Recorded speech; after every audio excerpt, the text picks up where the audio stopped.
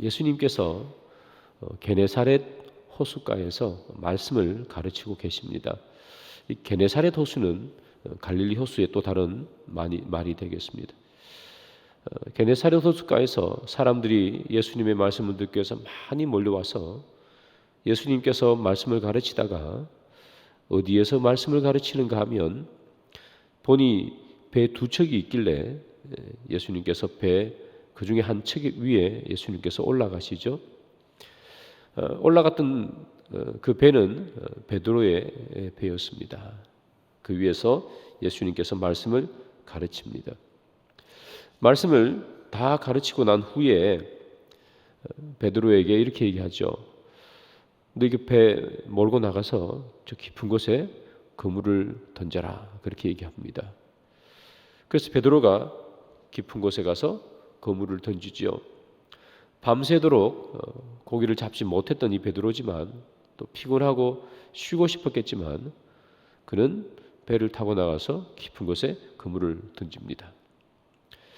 자, 그 결과는 어떻게 되는가 하면 상상하지 못했던 일이 일어나는 것이죠. 정말 그물이 찢어질 만큼 많은 그런 고기가 잡혀서 두 배에 가득 채우게 되는 광경을 오늘 본문은 소개합니다. 자, 오늘 본문의 내용을 한번 보겠습니다. 누가복음 5장 6절, 7절, 2절입니다. 같이 한번 우리가 읽어보겠습니다. 그렇게 하니 고기를 잡은 것이 심이 많아 그물이 찢어지는지라 손짓하여 와서 도와달라 하니 그들이 와서 두 배의 채움에 잠기게 되었더라. 예, 이 상황을 여러분 보시죠. 배를 몰고 나가서 그물을 던졌더니 이렇게 그물을 당겨 올리는데 이 고기가 그 안에 너무 많은 거예요. 그래서 그물이 찢어질 것 같았어요. 여러분, 그물이 찢어지면 그 사이로 그냥 고기가 다 빠져나가잖아요. 그래서 막 사람들을 막 부르는 거예요. 야, 이리 와, 이리 와. 좀 도와줘. 그래서 옆에 있던 사람들이 막 가가지고 막 그물을 집어 올리는 거죠. 아마 막 그물이 찢어지고 있었으니까 새어나간 물고기도 있었을 거예요. 그런데 두 배에 가득 채워진 거 보니까 그물이 찢어지고 있는데도 두 배를 가득 채운 것, 그것 또한 기적 아니겠습니까? 그래서 두 배에 완전 가득하게 채웠습니다. 사람들이 그 광경을 보고 다 놀랬죠. 눈이 휘둥그레진 거예요.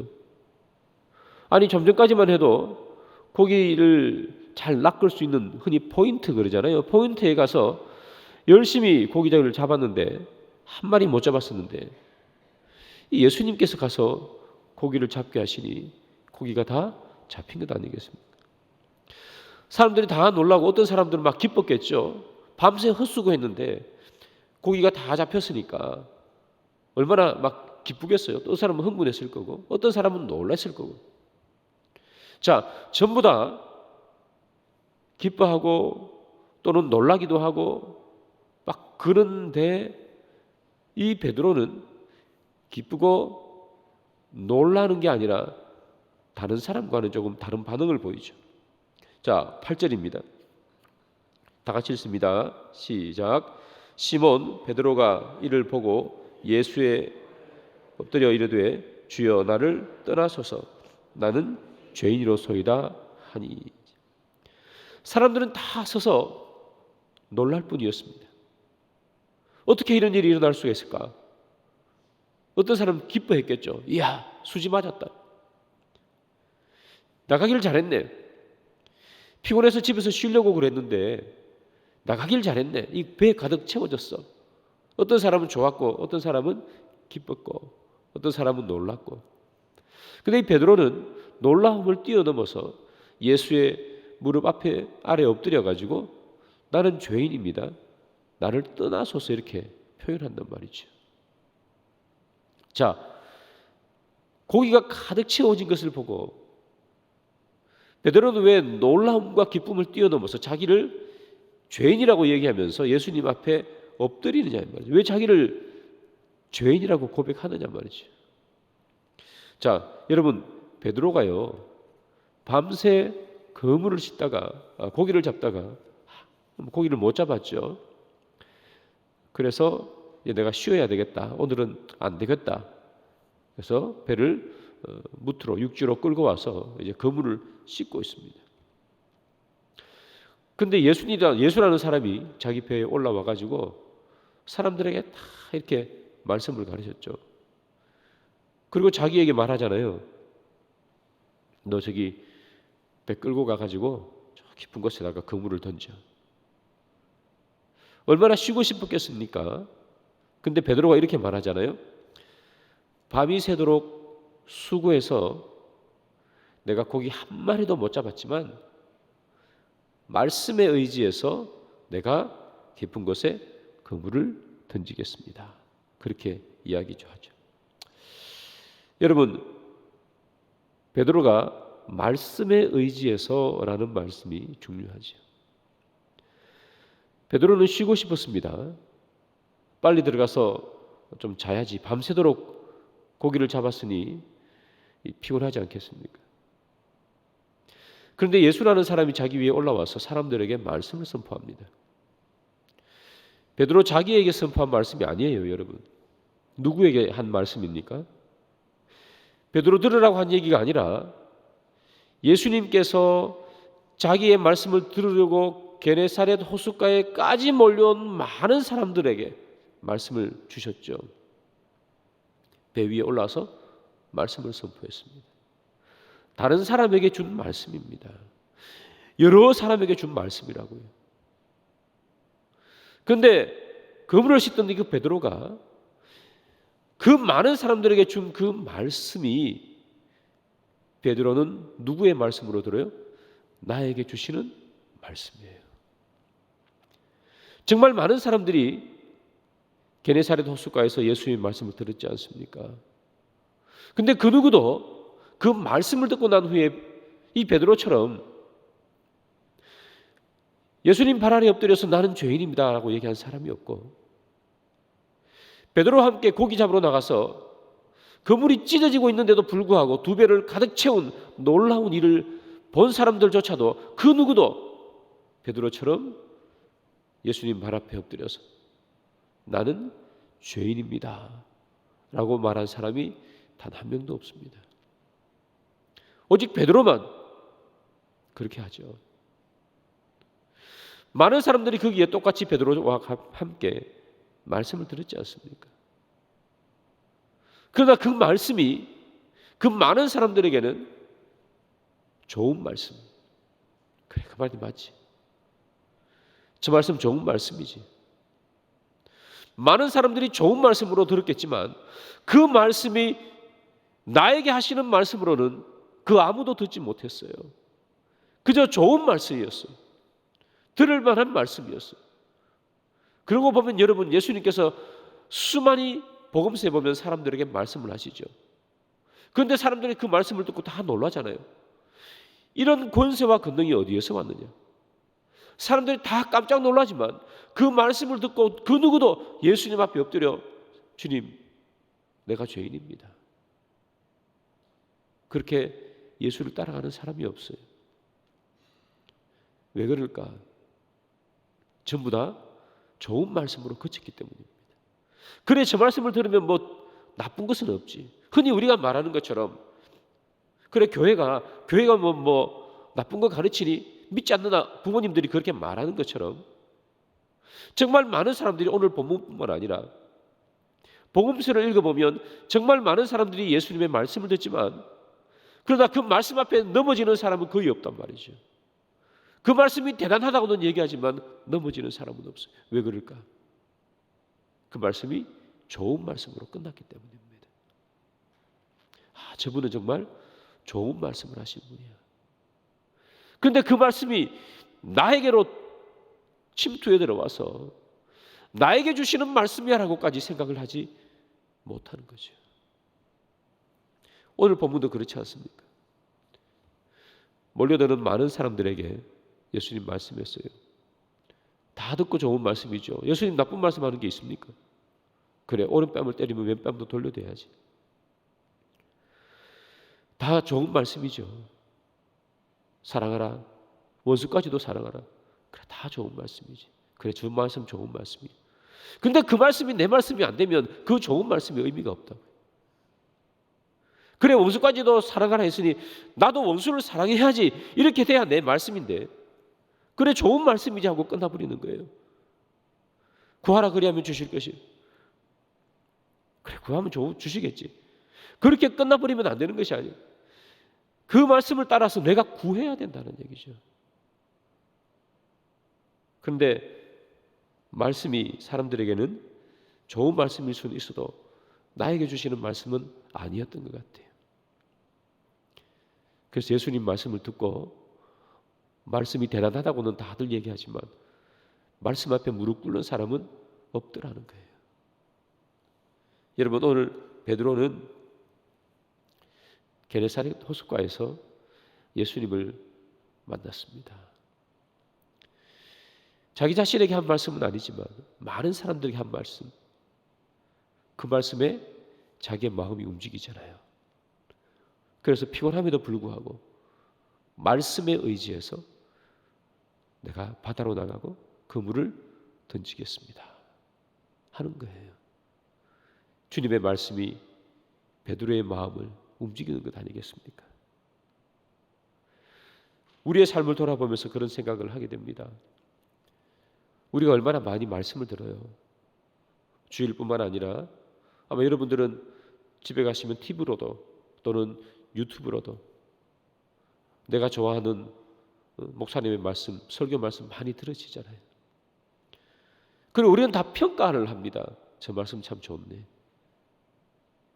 근데 평가가 아니라 그 말씀이 나에게 와야 돼요. 우리는 다 평가합니다. 저 목사님은 설교를 잘해. 저 목사님은 설교를 못해.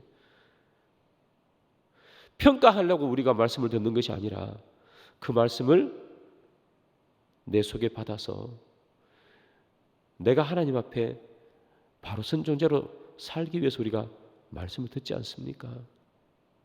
그러면 잘하는 말씀이 어디 있고 못하는 말씀이 어디 있겠습니까?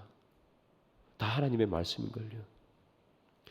그런데 우리가 그렇게 하지 못하고 다 어떻게 합니까? 평가하잖아요. A라는 목사님은 진짜 말씀 잘 전해요. B라는 목사님은 말씀 못해. 우리가 유튜브 통해서도 저 사람 정말 말씀 잘하는 것 같아. 저 목사님 어떻게 말씀을 저렇게 잘할까? 다 평가만 합니다, 여러분. 성경에 나오는 사람들도 다 똑같아요. 전부 평가만 해요. 권능이 있는 말씀이로다 다 평가하는 거 아닙니까? 그렇게 권능이 있는 말씀 왜 아무도 무릎을 꿇지 않냐고요. 평가만 하기 때문에 그렇습니다. 그 말씀이 내 말씀으로 받지 못하면 아무리 좋은 말씀도 움직이지 않습니다. 오늘 본문에 보면 베드로는 그렇게 하지 않습니다. 말씀을 듣고 그 말씀에 비추어 자기를 보는 거예요. 그러니 정말 피곤해도 어떻게 하는 거예요? 말씀에 의지해서 나가는 거죠. 자, 여러분, 말씀에 의지해서 나갈 때 얼마나 큰 차이를 만들어냅니까? 베드로가 주님 앞에 무릎을 꿇지 않습니까? 죄인입니다. 고기가 많이 잡혔기 때문에 무릎을 꿇었을 것 같습니까, 여러분? 물론 그런 것도 있겠죠. 그러나 베드로가 주님 앞에 무릎을 꿇었던 이유는 뭡니까? 말씀을 듣고 그 말씀을 자기 말씀으로 알고 나에게 하시는 말씀이구나.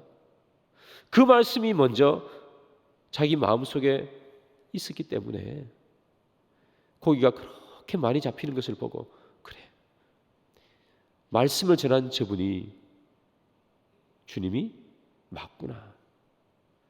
그래서 베드로가 고기 많이 잡기 전에는 예수님을 부를 때 선생님이라고 호칭을 해요. 선생님. 그런데 고기를 잡고 난 다음에 주님 그래요. 고기가 단순히 많이 잡혔어가 아니라 그 앞에 자기에게 한 말씀도 아니고 많은 사람들이 하신 그 말씀이 자기의 마음을 움직였기에 고기가 많이 잡힌 것을 보고 무릎 꿇는 거예요. 말씀이 우리 속에 있지 않으면 우리는 기적을 봐도 아무런 감동이 없어요. 구름 기둥과 불 기둥이 늘 따라다녔지만 사람들이 그거 보고 감동을 합니까? 광야에서 사람들이 했던 일이 뭐죠? 불평, 불만, 음행 그런 거 아니겠습니까? 어떻게 저기 구름기둥과 불기둥이 저렇게 떠 있는데 매일마다 만나가 내리는데 그 놀라운 기적이 늘 있는데 왜 그들은 음행하고 불평하고 불만할까요? 기적을 매일 보는데 매일 보는 기적은 기적이 아닌 것이죠. 그냥 그런가 보다. 그래서 사람들은 구름기둥과 불기둥을 보면서도 죄 짓는 것 아니겠습니까? 우리도 그런 것 같아요. 매일 듣는 하나님의 말씀이 내 말씀이 되지 않으면, 그 말씀이 나에게 적용시키지 않으면 우리는 여기 나와 있는 이 베드로 이외의 사람들 그냥 놀랄 따름이죠. 말씀 참 좋다. 저 말씀 참 좋은데 그렇게 해서는 우리가 주님 앞에 나를 바라보지 못하죠. 베드로는 말씀을 들으니 말씀을 보고 자기를 봅니다. 그래서 베드로에게 말씀은 자기를 보는 거울이에요. 야고보는 이렇게 말합니다. 우리 야고보서 1장 23절을 우리 함께 읽어보겠습니다. 다 같이 읽습니다. 시작. 말씀을 듣고 행하지 않는 사람은 있는 그대로의 자기 얼굴을 거울 속으로 들여다보기만 하는 사람과 같습니다. 세번역입니다. 우리나라 말은 아니고 세번역 개역 개정이 아니고요. 누구든지 말씀을 듣고 행하지 않으면이죠. 본문 한 번만 더 띄워주실래요? 말씀을 듣고 행하지 않으면 거울로 자기의 생긴 얼굴을 보는 사람과 같다 이렇게 되어 있습니다. 들여다보기만 하는 것과 같다. 여러분, 말씀을 듣고도 행하지 않으면 거울을 자신의 얼굴을 그냥 들여다보는 사람만 같다는 거예요. 그 반대로 말하면 뭡니까? 누구든지 말씀을 듣고 행하는 사람은 어떤 사람이에요? 거울을 보고 단순히 보기만 하는 것이 아니라 내가 여기가 뭐가 잘못됐네, 옷 매무새가 잘못됐네, 고치는 사람이라는 거예요. 그래서 야고보 사도는 말씀을 뭐에 비유하는 거예요? 거울에 비유하지 않습니까? 거울을 보고 옷 매무새를 고치는 사람이 진짜 거울을 보는 사람이라는 거죠. 안 그러면 거울이 무슨 필요가 있냐는 거예요. 말씀을 듣고 행하지 않으면 꼭 이와 같다는 거죠. 말씀을 듣고 행하지 않으면 거울 보고 아무것도 흐트러진 곳이 있는데 흐트러진 곳을 고치지 않는 사람과 똑같다는 거예요. 그래서 말씀이 우리를 비추는 거울이라는 겁니다. 거울. 사랑하는 여러분, 우리의 삶을 가다듬고 내 삶을 올바르게 세우고 내가 오늘 옷 매무새가 똑바른지 얼굴에만 묻은 것은 없는지를 살피는 것은 거울, 즉 말씀입니다. 말씀에 비출 때만 우리는 내 삶을 돌아볼 수 있고 내가 말씀이라는 거울 앞에 서 있을 때 그때만 비로소 우리가 어떠한 삶을 살고 있는지 보게 되는 거예요. 우리가 말씀 앞에 우리를 비추는 것이 아니라 늘 우리는 다른 사람과 나를 비추게 되면 우리는 우리 자신을 놓치게 됩니다. 다른 사람과 비교해서 위에 있느냐, 더 낮으냐, 어떠냐만 계속해서 비교하면 우리는 우리의 삶을 제대로 살지 못합니다. 그러나 주님께서 하시는 말씀이 뭐예요? 말씀이 거울이라는 거예요. 말씀을 듣고 행하지 않으면 거울 백날 봐도 아무것도 고치지 않는 사람과 같다는 겁니다. 사랑하는 여러분, 우리는 무엇 앞에 서 있어야 하겠습니까? 주님께서 주신 말씀 앞에 우리를 비추어 봐야 합니다. 내가 올바르게 살고 있는지 살고 있지 않는지 그것을 다른 사람과 비교해서 하는 것이 아니라 말씀과 비추어야 돼요. 내가 다른 사람보다 더 나으니까 내가 잘 살고 있어서가 아니라 말씀에 비추어서 내가 잘 살고 있는지를 우리는 비추어야 됩니다. 그래서 베드로가 말씀을 의지해서 배를 끌고 나간 것이고 주님 앞에 엎드려 주님, 나는 죄인입니다. 그렇게 얘기한 것 아니겠습니까? 사랑하는 여러분, 어제 우리는 누구 앞에 서서 신앙생활을 해야 되는지를 함께 나누었어요. 어제 우리가 본 요아스라는 왕은 여호야다라는 자기의 고모부인과 동시에 이 대제사장, 자기를 살려준 사람 앞에서 신앙생활을 했었습니다. 그래서 여호야다 앞에서 칭찬받기를 원했고 그가 좋아하는 일이라면 했던 것이에요. 그런데 그가 죽자마자 이 요아스는 어떻게 합니까? 당장 바꿔버리죠. 성전을 버리고 아세라 우상과 목상을 섬겼더라. 그가 진짜 하나님 앞에 자신을 세웠다면 여호야다가 있든지 없든지 그게 무슨 상관이 있겠습니까? 오늘도 마찬가지입니다. 우리는 무엇 앞에 서서 나를 비춰봐야 되는가? 말씀 앞에 비춰야 합니다. 이제 12월 아닙니까? 말씀 앞에서 올 한 해를 비춰야 되겠죠. 다른 사람 앞에서 비추는 게 아니고요. 다른 사람 다, 내 주위에 있는 사람 다 힘들었지만 나는 올해 정말 장사가 잘 됐어. 그게 아니고 다른 사람과 비추어서가 아니고 말씀 앞에 비추어서 내가 올 한 해를 제대로 살았는지 제대로 살지 못했는지를 비춰야 한다는 겁니다. 다른 사람들보다 더 많이 벌어서 감사한 해가 아니라 말씀에 비추어서 내가 작년보다 성숙했다면 감사한 인생이 되어야 된다는 거예요. 더 많이 번 것은 주님께서 그냥 가져가시면 하루아침에 다 날아가는 것 아닙니까? 우리 욥기를 봐서 우리는 알 수 있지 않습니까? 다른 사람과 비추어서 더 잘되고 다른 사람들보다 비추어서 더 많이 번 것이 아니라 말씀에 비추어서 올 한 해를 볼 수 있는 우리가 되기를 소망합니다. 그때 내가 부족함에도 불구하고 하나님께서 나를 사랑했다면 우리가 베드로처럼 할 수 있는 거죠. 주님, 나는 죄인입니다. 나를 떠나소서. 주님, 나는 죄인입니다. 나를 떠나소서라는 말씀이 무슨 말입니까? 저 멀리 가봐라. 내 곁으로 오지 마라. 그런 얘기가 아니잖아요. 말씀에 비추어 주님 앞에 서 있으니까 자기가 너무나 낮은 거예요. 내가 어떻게 이분 앞에 서 있을 수 있을까? 주님, 나는 죄인입니다. 나를 떠나소서. 그렇게 한 말씀 아닙니까? 우리도 똑같이 말씀에 비추어서 올 한 해를 살펴보시기 바랍니다. 여러분, 우리가 한 해를 평가하는 것들이 참 많지 않습니까? 나라도 그렇고 한 해를 평가하면서 무엇으로 여러분 올 한 해 내가 참 잘 살았다. 올 한 해 내가 참 못 살았네. 내년에는 더 잘 살아야지. 우리 어떻게 무엇을 기준으로 그렇게 합니까? 다름이 아니라 주님 하시는 말씀은 말씀이라는 거예요.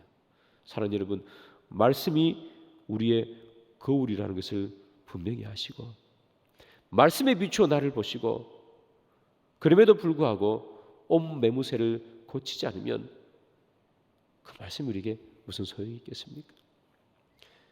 말씀의 결론을 맺습니다.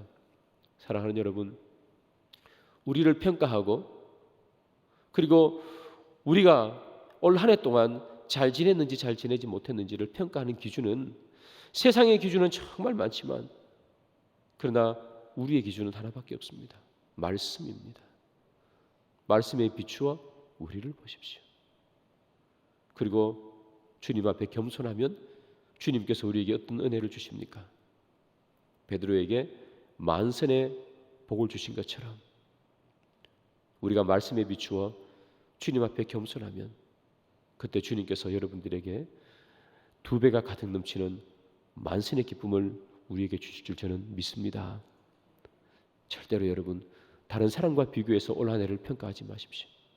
말씀이라는 거울에 비추어 우리를 보시고 주님 앞에 베드로처럼 겸손하게 엎드리면 주님께서 우리에게 복 주실 줄 믿습니다.